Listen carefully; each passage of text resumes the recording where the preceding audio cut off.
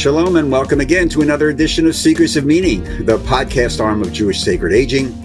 I'm your host, Rabbi Richard Address, and we thank you very, very much for joining us. These podcasts are designed to explore some of the issues related to our own aging, the implications of longevity for our families and our community. If you'd like to reach us, make suggestions, or contact us, you can please do so at rabbiaddress@jewishsacredaging.com. And we invite you also to visit the Jewish Sacred Aging Facebook page. And it is with a great deal of pleasure that we welcome to this Seekers of Meaning podcast, Mr. Dan Glickman, a former Secretary of Agriculture, congressperson, the head of the Motion Pictures Association Union and raconteur, and author of a very, very exciting and very, very interesting book called Laughing at Myself, subtitled My Education in Congress, on the Farm, and at the Movies. Dan, welcome. Welcome to Thank you, Rabbi. Speakers of Meaning. It's nice to see you. Nice to have you join us. Talk to me about this title, Laughing at Myself. Where'd this come from? Well, I came from a family. I think the DNA was humor in my family. I mean, my grandfather used to say he settled in Kansas. He was one of the first settlers in Kansas. He settled for 10 cents on the dollar. And, he was like so many people, he immigrated to this country, ended up in the heartland of America. But my grandparents and my father and mother both had this kind of genetic humor syndrome, I would call it. And my dad used to say that if you can't laugh at yourself, then you can't really be funny, and you can't really influence other people to do things you would like them to do because you're not authentic. And so I've been in politics most of my life, and we kind of have developed into a humorless society. It's you look at the politicians of today, beyond the gridlock and toxic atmosphere, there really isn't much what I call good, natural, authentic, appropriate humor coming out of our leading politicians. And what I found in life is self-deprecating humor is the kind that helped me as I waged the crises in life and ups and downs. And so that's kind of where the title came from, Laughing at Myself. And then I have a series of anecdotes of challenges and crises that I went through, and how kind of making fun of myself, doing it appropriately so I didn't look totally stupid, was a good way to get out of a jam and also help influence others if I needed them to do things. So this self-deprecating, I think in the book you call yourself a self-deprecating moderate, which I noted because it's a really cool concept. Just to pick up on this, because you did bring up the current state of whatever you want to call it, gridlock or mishigas, depending upon your preference for languages. Why has this disappeared? Why? This is on everybody I talk to remembers, previous times people talked to each other, even though they had politically huge differences of opinion. I heard somebody said that because everybody's so interested in raising money, everybody leaves Washington, and they used to hang out over the weekend and make deals on the golf course or somebody's house having drinks. What's going on, in your opinion? Yeah, first of all, I don't want to be overly nostalgic. It was never perfect, even when I served 40 years ago in Congress. But I do think things have changed. Part of it is that it used to be that members of Congress would come and bring their families to Washington and socialize and see each other on weekends, and their children would work together. And today, if you did that, you'd be accused of malpractice. You should be either home in your district or raising money. And those are the two things that you ought to be doing. And so I think that's basically taken a lot of the personal out of the relationship building out of it. Then when you couple with this frenetic raising of money all the time, doesn't matter if you're Republican or Democrat. It's just and then redistricting and gerrymandering. It just, and the nature of our media too. Whereas I and you probably can look back at media which was in some sense less democratic with a small d, but it was more broad based. You didn't watch the thing that necessarily agreed with you. Whereas today the media has become a place where you get your own views reinforced. So you put all those things together, it really makes it tougher to have an atmosphere of harmony and unity as well. It must be for someone who cared so much, and which comes through in the book and has served. It must be disheartening to see what's going on now, and a sense of, oh my God, how did we get to this? So, it's a shame on a whole variety of different levels, because a lot of the conversations that you have in the book, as I was reading through it, saying, well, they probably can't do that now. That same sense of, I guess, professionalism, camaraderie, relationship building. And there's one other thing too, which is we have this 50-50 split. Yeah. And when I've served in Congress, and I'm a Democrat from Kansas, which kind of meant you had to be kind of middle of the road to survive, because Kansas is the longest running state that has not elected a Democrat to the United States Senate. And so I had to appeal to broad base of constituency and a lot of conservatives and whatever. But today the problem is that you have to appeal to a base of voters that are on the Democratic side, on the far left, on the Republican side, on the far right, and it makes it really difficult to reach kind of compromise and consensus. And that's the only way you're going to be able to accomplish big things in government, is to work together. I call it, in a football analogy, between the 40-yard line and the 40-yard line. That's where Right. politics ought to be, not between the end zone and the 20-yard line. Sounds like a Philadelphia team. But anyway, it's another story for another time. Part of the conversation in the book, which I found absolutely fascinating, and I think it's very germane to what we're talking about, is you talking about, growing up as a Jewish kid in Wichita, Kansas, which itself, I'm sure, could have filled another book.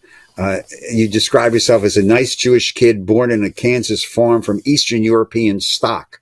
So what was it like? What was it like to grow up as a Jewish kid in Kansas? It's funny. Certainly didn't hurt me at all. I mean, I knew I was Jewish and different, had a full bar mitzvah. It's funny, I was thinking about this before this call today.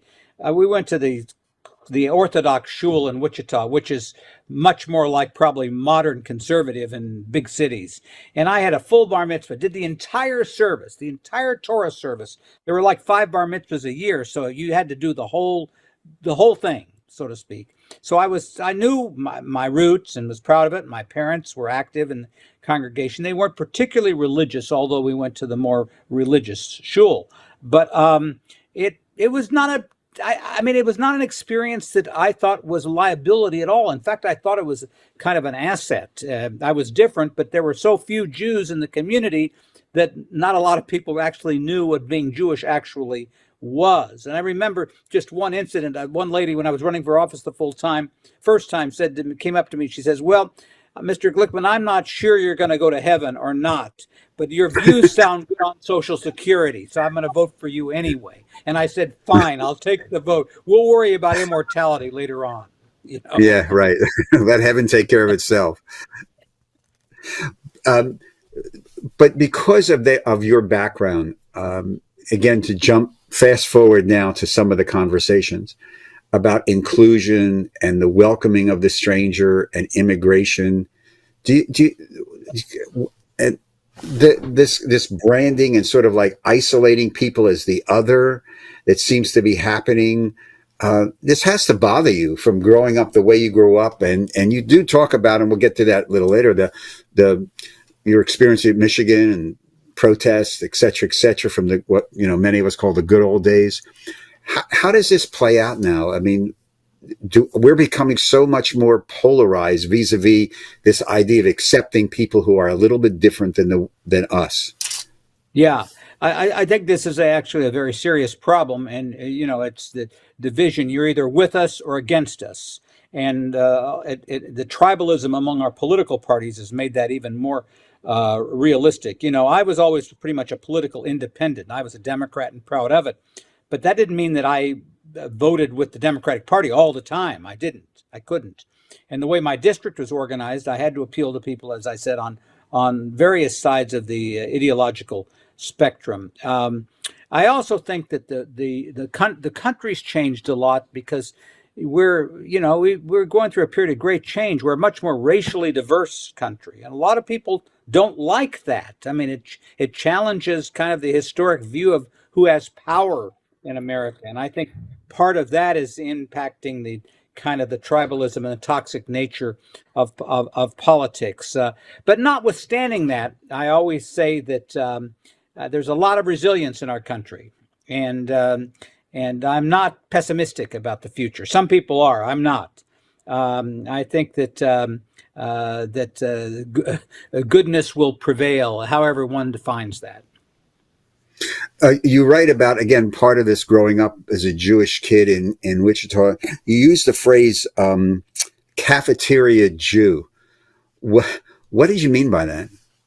Well, I mean, it's like the school cafeteria. If you like mashed potatoes, you take that.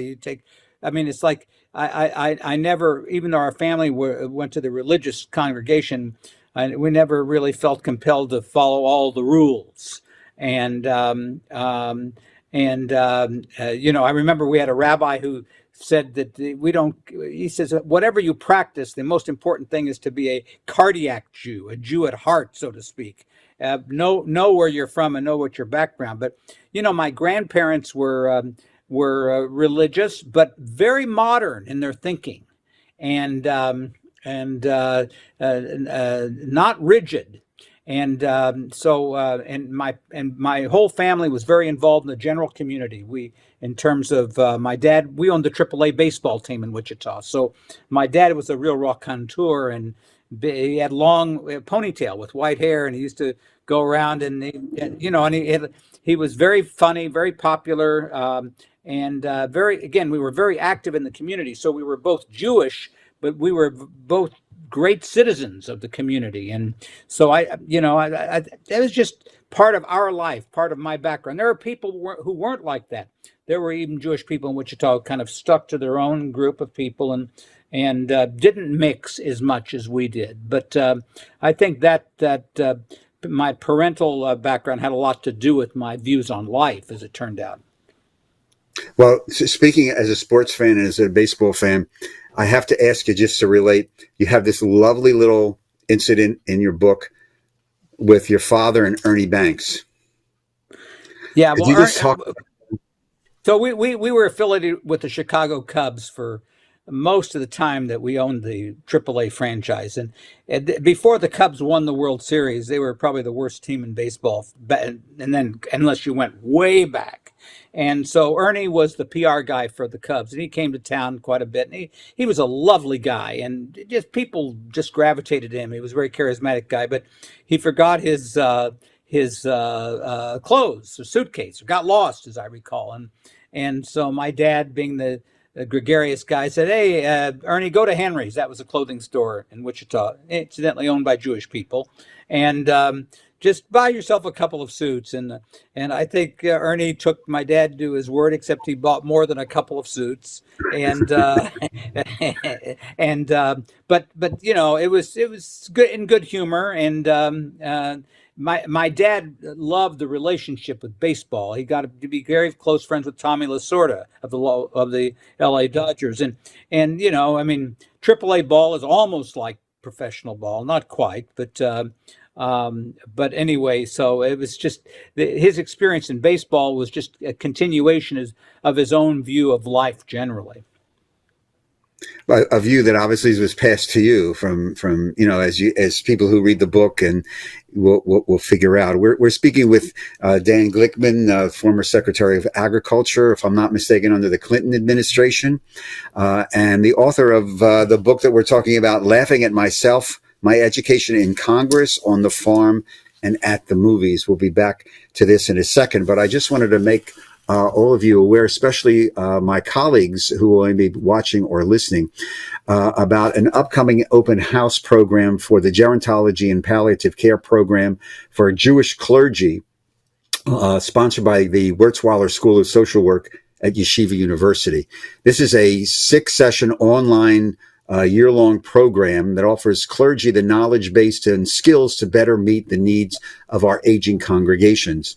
There's a series of open houses coming up, one on the 16th of August, and then on the 23rd of September, and on the 4th of October. And if you're interested in learning more about the program and the open house, may I suggest that you email Rabbi Liz Rawley at capital Liz dot capital Rolle at yu.edu. It's a very, very powerful, very, very important program online. So you don't have to worry about getting on a plane or the train and coming to New York City, by the Wurzweiler School of Yeshiva University. Back to Mr. Glickman and this wonderful book, Laughing at Myself. You have this one of the other more interesting anecdotes in the book talks about your time in Washington as the designated survivor, which I think a lot of people may not even be aware of, to tell you the truth. Walk me through your role as the designated survivor. So the designated survivor is a custom during the State of the Union message where one member of the cabinet would be the odd person out to stay away in the event that the entire cabinet and the entire government was destroyed in a terrorist attack. And so they usually picked the secretaries of Agriculture or Interior or Commerce, as opposed to the state or defense secretaries, to be the odd person out. So I flew up to New York to visit my daughter, who was living in New York at the time, and the government plane took me up there, and I had Secret Service with me, and I had a military guy with a little thing strapped to his arm, which I presumed was the football. But I, frankly, God forbid, if something would have happened, I wouldn't have known what to do, because he had it and I didn't, and they didn't give me very many instructions. So I went up there and we watched the president's speech. Bill Clinton had a tendency to talk longer than he was supposed to. So the speech was supposed to be about 40 minutes. It turned out to be about an hour and 40 minutes. So after the speech was over, the Secret Service says, Mr. Glickman, we're going back. Do you want to go back with us? Because President Clinton had gotten back to the White House and I was no longer needed in this role. So my fleeting chance to be president of the United States was over. So I said, no, I'll stay here with my daughter. And I took her to dinner at a Japanese restaurant down, I think, near 20th Street and 7th Avenue or somewhere in Lower Manhattan. And when we got out of there, it was about midnight, and it was a blinding sleet storm. I mean, it was like January of 1977, and there was no such thing as Uber or Lyft. And at that time of night, there was no cabs. So we walked about 12 blocks back to the apartment, and I commented to her, I said, you know, Amy, 3.5 hours ago, I was almost the most important, powerful person on the face of the earth, and we can't even get a cab. And I said, life changes fast, doesn't it? And so I tell that story to people because, of course, I tell the story to people because I said, you know, you can be up one day, down the next day, and the trick is resilience. Are you able to move back up again? It's like that old Frank Sinatra song, I've been a poet, a pauper, a pawn, and a king. And so I was the poet and I was the pawn and the king that night. And so that was the story. Now, today, that designated survivor is treated a lot more seriously, because in the post 9/11 environment, they don't send you to your daughter's apartment in New York. You go to a protected site. You talk about in the book your work in agriculture, in the farm, and this court case, Pigford versus Glickman, which you spent a nice amount of time talking about as very, very pivotal in your professional career and in the whole agricultural system. It had extreme implications, if I'm not mistaken, from reading on the African American farmer. Could you talk to us a little bit about that and just the implications of that? Because I think most people probably are not aware of it. Yeah, you know, so I spent 18 years as a member of Congress on the Agriculture Committee, and I knew a fair amount. My dad was in the scrap iron business, so, in the baseball world, so we weren't farmers by nature, but we did a lot of business with farmers, and so I knew a little bit about agriculture. But in the 18 years I was on the Agriculture Committee, I don't think there were any African American members on the committee while I was on the committee. It's different now. And when I got to the Department of Agriculture, the first day I got there, there were about 200 African American farmers picketing the department. And I basically became aware of this long history of discrimination against African American farmers by people at the Department of Agriculture who were implementing farm programs over the years. I mean, it had been going on basically since Reconstruction. And so I had to face this issue of how do I try to remedy this long period of discrimination and how farm programs were implemented. It became a big part of my career at the Department of Agriculture. We partially solved it by this case, Pigford versus Glickman, where we settled a big class action case against the government. It continues to some extent to this day, and my predecessor, Secretary Vilsack, just announced major changes in to try to help resolve some of these problems. But in this, particularly in the South, this issue became just a huge issue. Large numbers of African Americans were driven from their land, and in terms of how farm programs were implemented, in large part by the people at the Department of Agriculture that were implementing the programs. So I talk about it because in a sense, what happened after that was large numbers of African Americans moved north to the cities of the North because they lost their farms. And so this whole incident had a great deal to do with the racial history of the United States. You know, again, I think this is something that very, very few people are aware of, and in the history and the racial inequality. And as you're talking, and as I was reading this in the book, I immediately jumped to, you know, the whole agricultural issue right now, not only in the United States, but globally with climate change and this food inequality that we keep seeing, partly as, I guess, a result of the pandemic. And I guess I'm not a scientist, partly because of global warming. And as somebody who spent a significant amount of your professional life dealing with agricultural issues, farming issues, food issues, how do you see this? What's happening now? I think still a lot of people just are not aware of the seriousness of this. Well, you know, I mean, this is a massively complicated problem. We're very lucky in America that we, even with our food insecurity, we produce plenty of food. There's a distribution issue, and a lot of the food that people eat is not necessarily food that's of high nutritious quality. And we have very rapid increasing rates of type 2 diabetes among especially younger Americans, in large part because of the kinds of food that we eat. But clearly, there are some trends in agriculture. The small have gotten bigger. So small-scale agriculture, you don't find it as much anymore because this agriculture is so expensive from a capital perspective that it requires scale in order to produce a lot of things. Although there are some positive trends there as well. And then climate change, as you point out, has probably a greater impact on agriculture than any other segment of the economy because it's outside.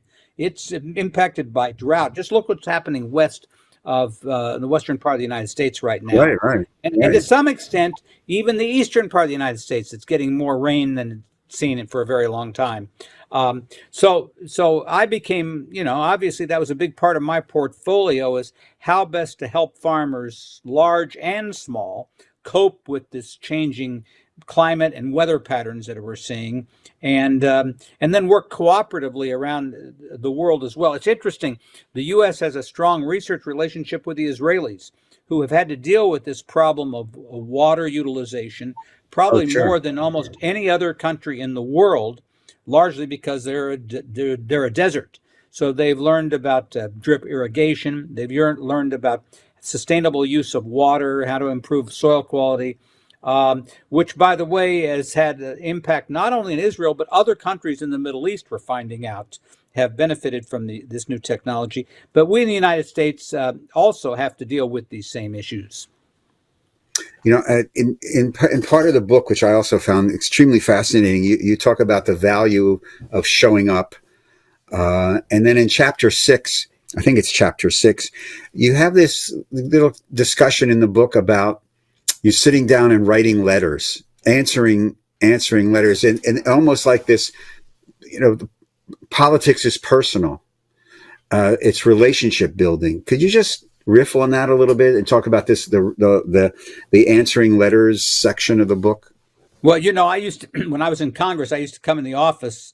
I probably should have gone to shul on Saturday morning, but I'd go into the office and I'd open the mail. I figured this is my religious experience. And I would, back then it was mail, hard mail, snail mail. Yeah, Not I now, remember those days. now the mail is all digitized. So I'd open the mail up because I like to see the letters. Like, when you read the letters as you open them yourself, you get a better idea of what people are thinking than even getting them stacked from your staff on. And so I'd open the letters, and I'm not a very neat person. I'd throw the envelopes all over the place, and my staff would go nuts because they said, we can't find the envelope that goes with the letter. We don't know what the return address is. But I would open all these letters, and it would give me a really good idea of what was on people's minds. And it was just part of the experience of being a congressman and representing your constituency. You got to know the people you represent,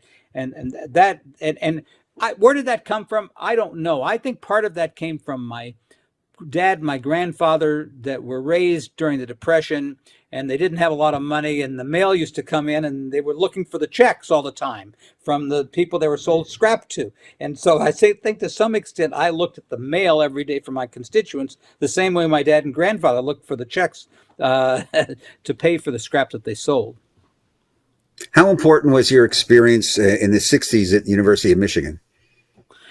Well, Michigan, like Berkeley and Columbia, were the two hot centers of anti-Vietnam activity, and also some of the racial activity that took place. And Right. So I grew up, in fact, when I was a freshman at Michigan was during the Cuban Missile Crisis, and in my fraternity, Jewish fraternity, Sigma Alpha Mu, we were there when we listened to President Kennedy talk about the fact that there were nuclear weapons in Cuba, and we sat around and talked. Are we all going to live, and who's going to go to war, and all this stuff. And then the Vietnam experience. Tom Hayden, who was Jane Fonda's husband, remember, he was at Michigan, and he did something called the Port Huron Declaration, which kind of started a lot of the intellectual activity to fight the war. And so that was right when I was in college, from 62 to 66. And then even when I was in law school in DC, because a lot of the demonstrations continued to occur. And I was not particularly active in the anti-war movement, but I was not in favor of the war. But you didn't find me probably demonstrating like some of my colleagues did. But it clearly had a big impact on me in terms of how I viewed the world in the future and how I viewed America's role in the world. Yeah, those were, I'm same age, so I relate. I remember listening to that broadcast as a freshman at Temple University and thinking the same things, and turning around to people sitting next to me saying, basically, what is, and every night on the Huntley-Brinkley report on the news, you would watch the ships. They'd have the picture of the helicopters over the different world, different time. One thing I might tell you what's interesting is that this was now a little later than Vietnam.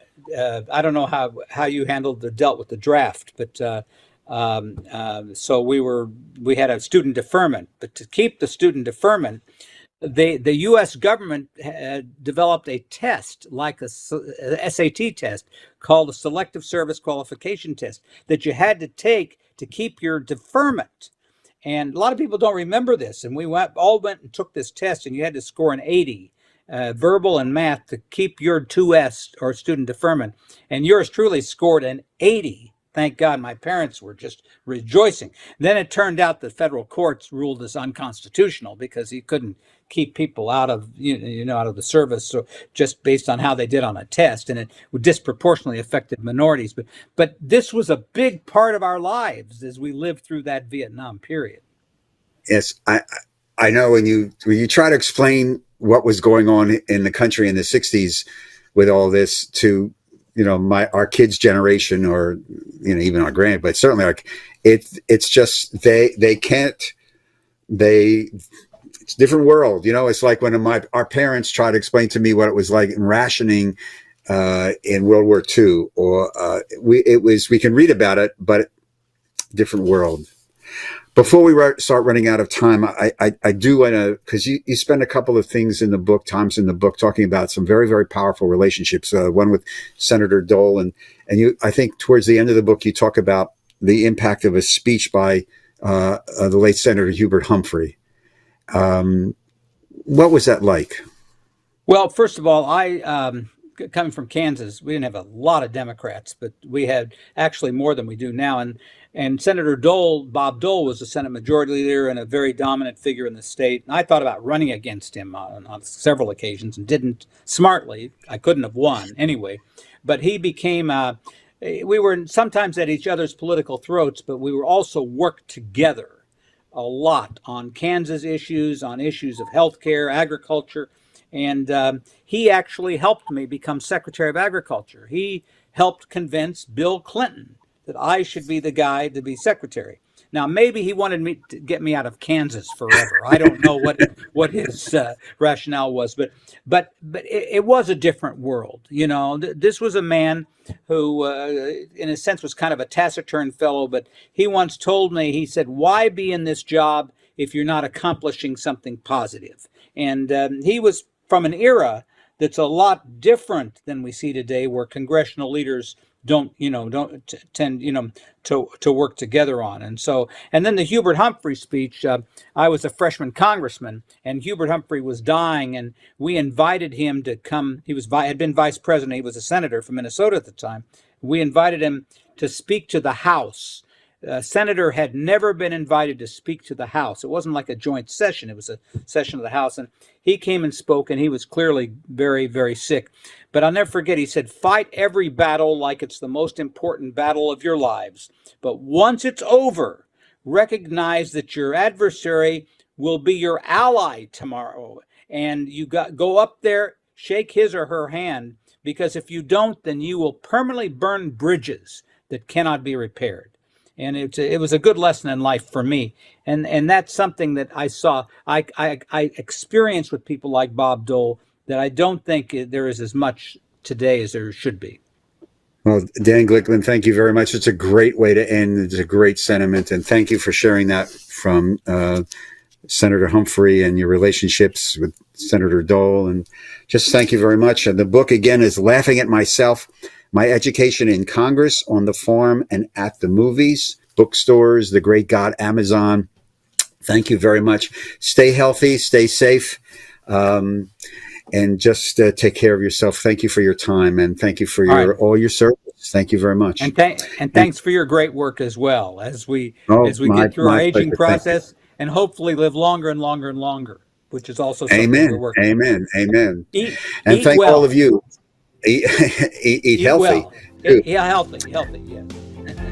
To all of you, thank you very much for watching or listening to today's TV show and podcast, today's edition of Secrets of Meaning.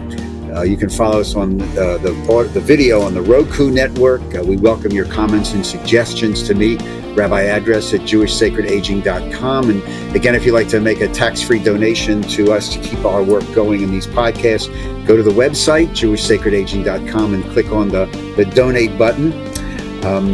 Secrets of Meaning is produced at the Broadcast Centers of Lubetkin Media Company in Cherry Hill, New Jersey. And a shout out and a big thank you to our producer, Steve Lubetkin.